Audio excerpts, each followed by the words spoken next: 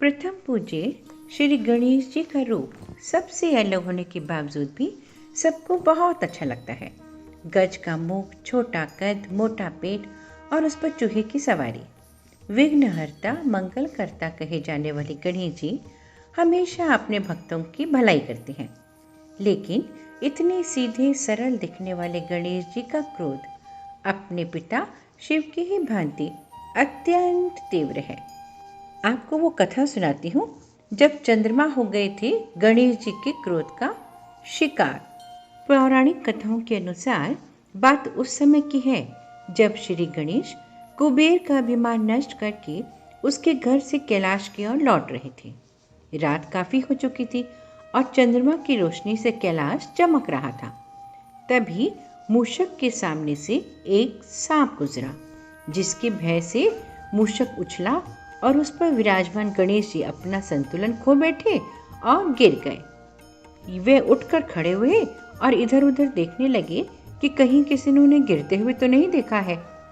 यह देख वे संतुष्ट हो गए कि किसी ने उन्हें गिरते नहीं देखा।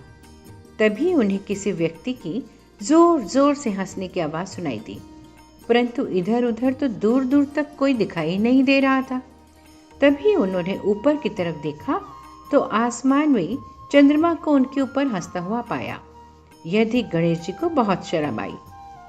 तभी उन्हें याद आया कि चंद्रमा उनकी सहायता करने के बजाय उन पर हंस रहा है, उनका उपहास कर रहा है। तो वे अत्यंत क्रोधित हो उठे और बोले, अभिमानी चंद्रमा, तुम मेरी लाचारी पर हंस रहे हो, यह तुम्हें कदापि शोभा नहीं देता। किसी की परेशानी का उपहास करना देवताओं नहीं बल्कि दैत्यों का कार्य है। मैं तुम्हें श्राप देता हूँ कि तुम्हें जिस चांदी का गुरूर है, आज के बाद तुम उसे खो दोगे। गणेश जी के मुख से श्राप निकलते ही वह हकीकत में बदल गया और संपूर्ण आकाश में अंधकार छा गया। यह देख चंद्रमा गणेश जी के शरणागत होकर बोला, हे दुखहर्ता, विघ्नहर्ता, मुझसे बहुत भूल हो गई जो मैंने अभिमानवश आपका मजाक उड़ाया। अगर मेरी चांदी ही चली जाएगी तो मेरा वजूद ही खत्म हो जाएगा।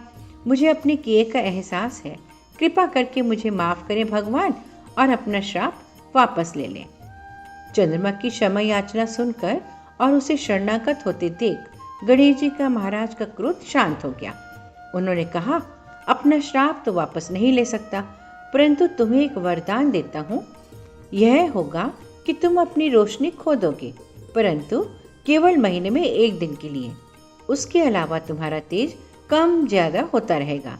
इसके अलावा कुछ खास त्योहारों पर तुम्हारी पूजा भी की जाएगी।